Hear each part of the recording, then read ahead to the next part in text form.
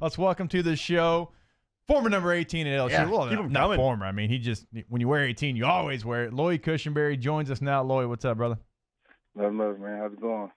Doing well. I don't know if you know this, but you're talking to a guy in Jordy Collard on the other end here that, had some things to say about the number 18. So we'll try to let him slide. Doesn't sound good. That doesn't sound good. We'll let him slide just because Foster Moreau just gave it to him a little bit as well. But how you doing first off, man? Doing good, man. Just got some work in with my guy, D. Lou. Feeling good, man. Look, I saw the video on Twitter. You're working out on the levee, then actually drove by the levee and saw you getting your work in as well. How creative are you having to get right now, trying to make sure, because, look, you're trying to impress all 32 teams. You're trying to get a team to fall in love with you right now, and we've never seen circumstances like we're in right now. So, obviously, you don't know what's going to happen, and you always have to stay ready. Like Moffitt says, right? Stay ready so you don't have to get ready. So what are you doing right now to make sure that you are ready to go? Yeah, man, you got to stay ready. Not a lot of people knows what's going on, but, I mean, honestly, I'm just trying to do as much as I can to stay in shape, running the levee. I got a workout packet that, Moffitt gave the guys from him. So doing things, working out without weights, just doing little things like that, just trying to stay in shape, man, because, in August when, if we back at football, nobody's going to care, about what was going on at this time. They're going to draft me to perform. And if I don't do that, they got to move on. So I just got to be ready. That's actually a great point. Like, the NFL is not going to wait. You're exactly right. It's a great mindset that you have, Lloyd. Something also, speaking of the levees, I know that Coach Moffitt has used that before. I've seen y'all do the workouts right there at the end of the summer the last couple of years. Y'all have done workouts on the levee. And so this is something that's not completely foreign to you. And Coach Moffitt has always been a guy that gets creative. It doesn't have to be the way that everybody else does it. So has that helped you continue to stay ready in these weird circumstances? Oh, yeah, definitely. My 4 years at LSU, we've done so many hard workouts, and, it's made us tougher. So, and 2 years ago, before the 2018 year, we had a levee workout on the other side of the levee, and now looking at it and how all the water is covered up over where we were working out at. But the levee, we've always tried to get work in, man. It's good for your legs, good workout. So, it is what it is. Lloyd, Jordy Collada here. Don't believe everything you hear, big fella. Off the It came top. out of your mouth. Don't believe everything you hear off the top, man. Do you want me to play the tapes? Do you want me to play the tapes? You rocked 18 great this season. It's been fun to watch the draft process for the LSU guys, whether it's Queen, whether it's Jefferson. You guys seem to be flying up draft boards. You were a big winner during the Senior Bowl. What's been the feedback during this process, and what are you focusing on in between now and April? Right now, we're doing a lot of FaceTime meetings with different clubs, and pretty much the same mindset, just, showing them, what type of person I am, showing off my knowledge of the game. And it's been a great process. I feel like even though, I wasn't able to participate in the drills at the combine, my medicals were good, my interviews were great. So I've been getting some great feedback, and I'm looking forward to the process and where I end up come the 23rd. James Craig's got NFL experience, offensive line coach, LSU. He's had a really big impact on you and the group. What has he told you about this part of the process, about getting to the next level? Yeah, he just told me, just stay ready. Because once, like I said, once they draft me to perform. And, it's a business, it's a job. We're going against guys that are 35-year-old with 3 kids, and you're trying to take their spot. So you got to put food on the table. I'm from Baton Rouge, so you're kind of a local product. To watch you grow at Dutchtown, you were the last scholarship in your class to where you are now. It's been a great ride in watching you develop into the player, the guy that you are. Take me into that firsthand. What was that ride like for you, your LSU experience from getting that scholarship late in the process at Dutchtown to ultimately being the captain and the face of the offensive line in a great national championship season? Yeah, honestly, I don't want to sound conceited or anything, but it's honestly been everything I expected. Even though I didn't get the offer early, I was a late signee, whatever. I knew my mindset was, man, once I got to campus, all that was going to be shut down, and I'm going to put in the work. And honestly, I never really had a backup plan or thought about anything else going any different. So, man, this is what I expected. I put in so much work. I mean, it's coming. It's coming into fruition. So, it's here. Lloyd Cushenberry is our guest here on Hang with Hester as he prepares for the NFL draft.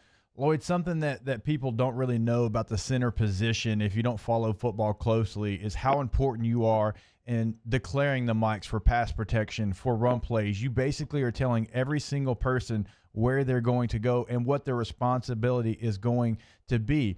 As a young player, I know that's something that you want to be able to do from day one. Do you have that confidence level? Because I know you and I know your football IQ and you have that ability. Is that something that you hope you can take over from day one in your new club?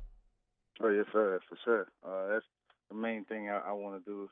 Just show guys that once you give me that playbook, I'm gonna learn it inside and out, and I take pride in that. So, and I know I love the game of football. I know the game of football.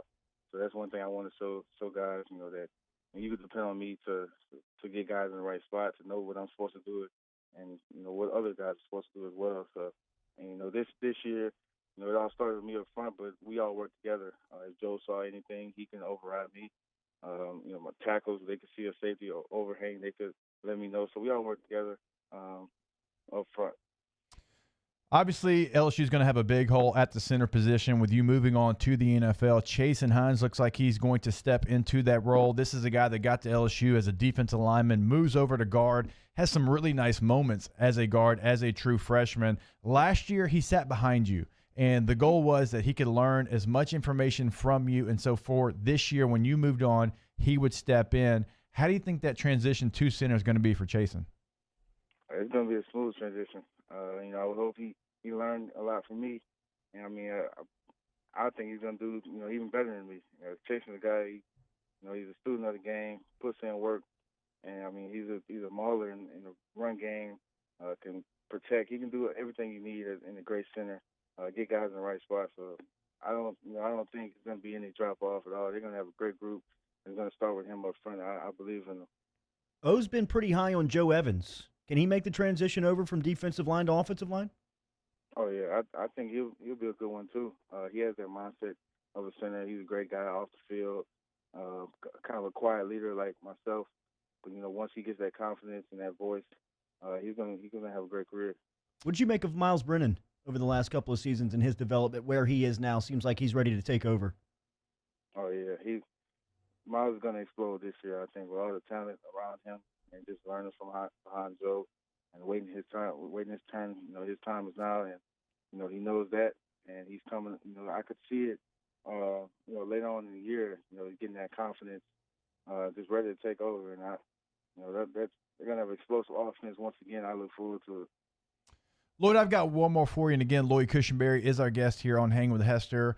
I'm very curious because of the offensive line last year. I thought the biggest strength was guards could play tackle. Tackle could play guard. And really, you had a lot of moving pieces. I mean, Chasen was trying to play guard and center behind you. And I always thought, man, this is really impressive in the fact that Coach Craig has these guys ready to play multiple positions. Now, is this something that y'all learned in the meeting room, or is it something that every guy knew, hey, I better be paying attention when he's talking to Sadiq or when he's talking to McGee, because you never quite know? Because I know for me, when I learned to play running back here at LSU, it was because when Coach was talking to Joseph Adai or Justin Benson, I listened, because you never knew when you're going to go in at running back. It wasn't necessarily, hey, make sure you pay attention to this. How was it in y'all's room? Yeah, Coach Craig definitely emphasized that. Starting in the spring, we were kind of low on numbers, and guys had to rotate, take more reps, and guys had to learn every position. I had to know guard just in case something happened. You never know. So, Adrian was very versatile. He could play any tackle. D-Lou could slide over the center if anything happened. So, Coach Craig, that was his main point in the meeting room from day one of fall camp. We're going to need everyone in this room.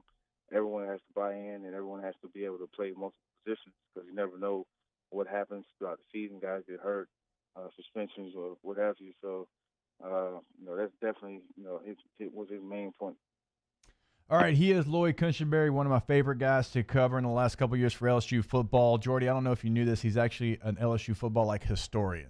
Really? As well. My man knows the past. He has grown up purple and gold his entire life. What's your favorite team? What year? Besides yours, of course. Sure, 2019. Besides mine, I think I fell in love with the game around the 07. That's when I really started watching. Yeah. What a guy! This guy. What a guy! I remember all those games, man. I remember the 3 overtime loss against Arkansas and Kentucky, I think it was. I remember watching the Ohio State game. I remember all those games. I really fell in love with the game that year. What a guy. Lloyd Cushenberry. Hey, Lloyd, man, I appreciate your time. Best of luck. I know you're going to absolutely crush it. The team's going to fall in love with you. They're going to take you, and you're going to succeed. Can't wait to follow your path, my man. Yep. Sir, thank you. Go get him, Lloyd.